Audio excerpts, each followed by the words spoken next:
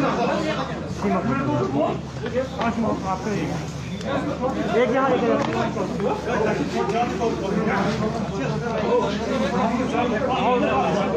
नजदीक नजदीक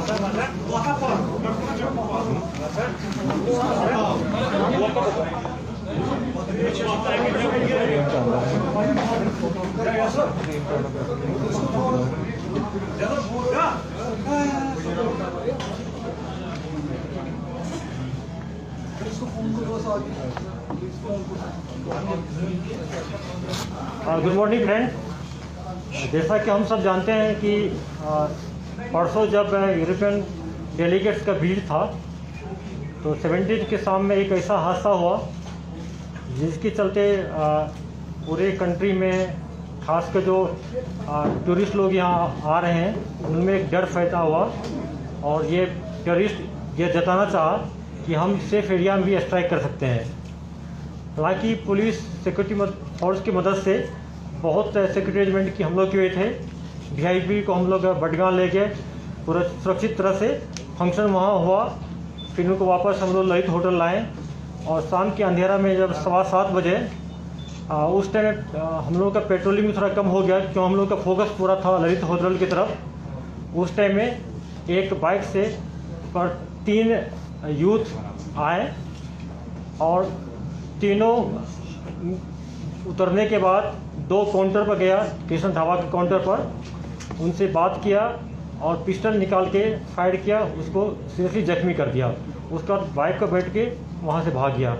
ये सिक्योरिटी हम पुलिस वालों के लिए खास करके सिटी ग्रिड के लिए बहुत सेंसिटिव इशू था क्योंकि ये ऐसा लोकेशन है कि जहाँ पर बहुत टूरिस्ट जाते हैं, खाना खाते हैं और हर एक हड़ताल के दौरान स्ट्राइक के दौरान ये एरिया जो है कृष्ण ढाबा के आसपास दुकान खुला रहता है, इसलिए भी मिलिटेंट के टारगेट में था। उसमें उसके बाद हमारे ऑफिसर यहाँ जो है एसपी साउथ है सज्जाद साहब, इनको एक सिविलियन ने कोई फ़ोन किया कि ये 2 लड़का जो है इस बाइक पर आया था, ये कार्रवाई किया है।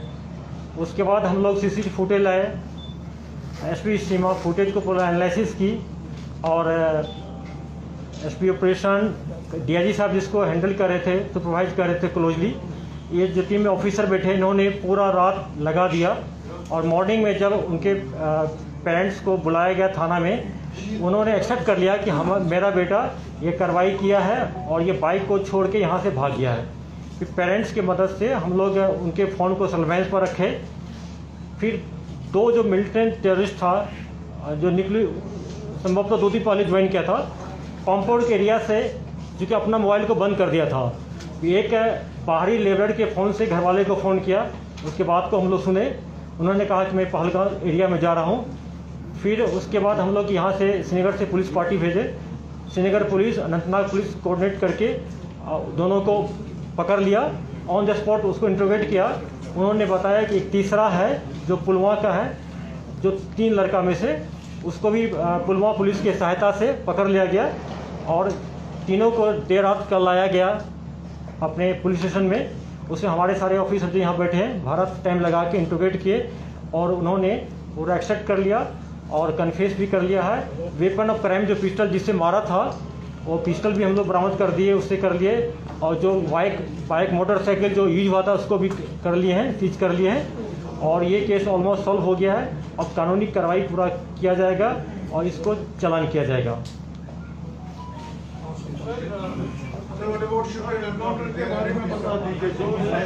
हाँ, कल रात में पुलिस को का और यहाँ का बता दीजिए क्योंकि वहाँ तो बड़ा शोर था। हाँ ठीक, मैं बता रहा हूँ। कल रात में पुलिस को 2 खबर मिला था कि शोपियान में जो विलेज में इनकाउंटर हुआ है कि वहाँ 3 मिलिटेंट छिपे हुए हैं। उसके बाद पुलिस सीआरपी आर्मी मिलकर कॉर्डन डाला, कॉर्डन डालते डालते फायरिंग शुरू हो गया। जब हमारे सर्च पार्टी को पता चला कि मिलिटेंट ने, तीनों टेररिस्ट ने घर वाले को, जिसमें एक बच्ची भी लड़की थी, उसको भी हॉस्टेज बना लिया। फिर ऑपरेशन को हम लोग रोक दिए 3 घंटा के लिए और पूरा प्रयास किए गांव वाले की मदद से तीनों को अर्ली मॉर्निंग 5:30 बजे घर से निकाल लिए। जब तीनों को निकाल लिया गया सिविलियन को, उसके बाद फिर को इनकाउंटर रिज्यूम हो गया। उस दरमियान में गांव वाले से हम लोग मदद किए कि इसको सरेंडर करने के लिए, सरेंडर करने को बिल्कुल राजी नहीं हुआ। फायरिंग शुरू हो गया और फायरिंग के दौरान तीनों टेररिस्ट लोकल टेररिस्ट हैं, अलबदर से ताल्लुक रखते हैं, तीनों मारा गया, जिसमें 2 AK-47 एक पिस्टल मिला है। दूसरी बात है कि बडगांव डिस्ट्रिक्ट के जहाँ बीरवाल वाला ऑपरेशन की बात है, हम लोग को खबर मिला था कि उसमें एक फॉरेन टेररिस्ट है, एक यूसुफ कांतु जो LAT का कमांडर है, 2 मिलिटेंट घर में है। उसके बाद आर्मी की सहायता से हम लोग कॉर्डन डाल लिए और CRP भी पहुँच गई। और इनिशियल इनकाउंटर में हमारे एक SP अल्ताफ साहब को, एक कांस्टेबल है जो मंजू साहब को गोली लग गया, दोनों काफ़ी जख्मी थे। बाद में अल्ताफ साहब शहीद हो गए। और जब अर्ली मॉर्निंग में सर्च दोबारा किया गया टारगेट हाउस को, तो पता चला है कि घर वाले ने बोल दिया कि इसमें 2 मिलिटेंट था, एक को गोली लगा है, एक को बाजू में, एक को कंधा में गोली लगा है, दोनों भाग गया। उसके बाद हम लोग डॉग स्क्वाड को लाए और ब्लड ट्रेल को फॉलो करते करते कि आगे 2 किलोमीटर आगे दूसरा गांव है जिसको कॉर्डन कर रखे हम लोग, अभी सर्च जारी है। और अभी देख रहे हैं उसको हम लोग, और टेक्निकल सर्वाइलेंस भी कर रहे हैं। और चूँकि ये अंधेरा बहुत था उस टाइम में, इनिशियल फायरिंग कॉर्डन में, जैसा आप लोग सब जानते हैं, इनिशियल कॉर्डन और सर्च जो होता है बहुत डिफिकल्ट होता है, अंधेरा भी था, तो उसमें थोड़ा सा चूक हमारे जवानों से हो गई है। और लेकिन हम उसके पीछे लगे हुए हैं और बहुत जल्दी इसको हम लोग न्यूट्रलाइज कर लेंगे।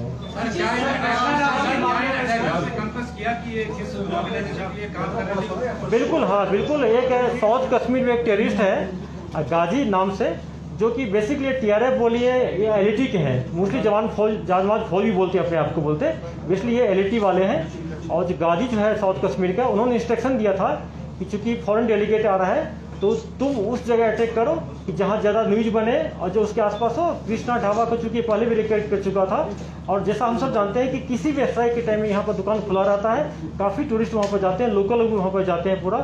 तो जानबूझ के एक इंटेंसली इस टारगेट को चुना गया है। इसका एक मकसद ये भी हो सकता है कि चूँकि ये जो दुकानदार थे ये जम्मू के हैं, हिंदू कम्युनिटी से बिलोंग करते हैं, हो सकता है कि इसका जम्मू में रिएक्शन हो और इसका कुछ ये चाहता है कि डिस्टर्बेंस हो, कम्युनल हार्मोनी भी डिस्टर्ब हो। बिल्कुल, ये बात अभी नहीं डाला गया, अभी ये UPM डाला गया, 3 से 7 IPC में डाला गया। तो दौरान तफ्तीश उसका और इंटीग्रेशन कर रहे हैं, बाद में देखा जाएगा। लेकिन सबसे बड़ी बात है कि हमारी पुलिस ने, श्रीनगर पुलिस में DIG साहब के सुपरविजन में इस टीम जो बैठे हुए हैं, 24 घंटा के अंदर ये केस को सॉल्व कर दिया, तीनों को अरेस्ट कर लिया। वेपन्स जो पिस्टल हो गया है, रिकवरी हो गया, बाइक भी रिकवरी हो गया है, और कन्फेस भी कर लिया, जिसका हम लोग वीडियो बनाकर रखे हुए हैं, ऑनरेबल कोर्ट में सबमिट करेंगे। ये बहुत बड़ी कामयाबी पुलिस के लिए है। ये नॉन लोकल नहीं था ना, ये जम्मू का था, ये नॉन लोकल नहीं कह सकते।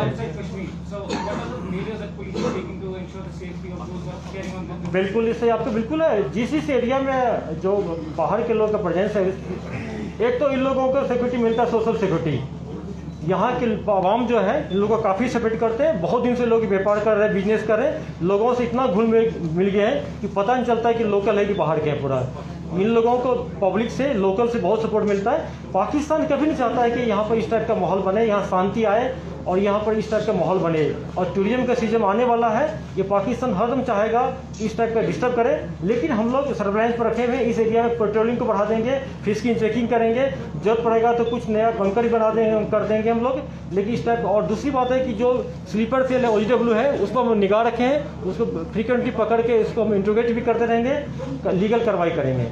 Recently, an ID was placed in an old truck in Fazilpura, Bishbiara. Any leads in the investigations? जो मिलिटेंट पकड़ा गया था जम्मू में, अनंतनाग पुलिस ने पकड़ा था, हिदायतुल्लाह शोपियन से बिलोंग करता है। जैसा आप सब जानते होंगे, याद होगा कि 27 मई को 2020 को पुलवामा में जो कार बम को लोग डिटेक्ट किए थे, बाद में ब्लास्ट किया था, ये उसी का कार दिया था। उसी टाइम से ये जेस के साथ काम करता था। उन्होंने कन्फेस किया कि बिजबेहरा में एक मिलिटेंट है, लोकल मिलिटेंट है, ये ID एक्सपर्ट है, उन्होंने किया है। उसके पीछे हम लोग लगे हुए हैं, उस मॉड्यूल को जल्दी ब्रस्ट कर लेंगे हम लोग। क्या रुद्रनाथ और जो सत्यपाल मिस्टर मारा गया, क्या इन दो मामलों में कोई एक जैसी कड़ी आपको नजर आई इन्वेस्टिगेशन में? दोनों कार्रवाई में LAT का इन्वॉल्वमेंट है, जिसको यहाँ पर TRF अपने आप को क्लेम करता है। उसमें भी हम लोग जो CCTV फुटेज मिले हैं, और एक जो हम लोग डोरू का जो मिलिटेंट पकड़े हैं, जहूर पकड़े हैं, उससे उसका बहुत फीचर मिलता है। उसको हम लोग अभी केस में ट्रांसफ़र करा के यहाँ लाएंगे अपने केस में, अनंतनाग के केस में है, उस कस्टडी चेंज करा के फिर इंटूबेट करेंगे, प्लेस ऑफ रेफरेंस उसको ले जाएंगे।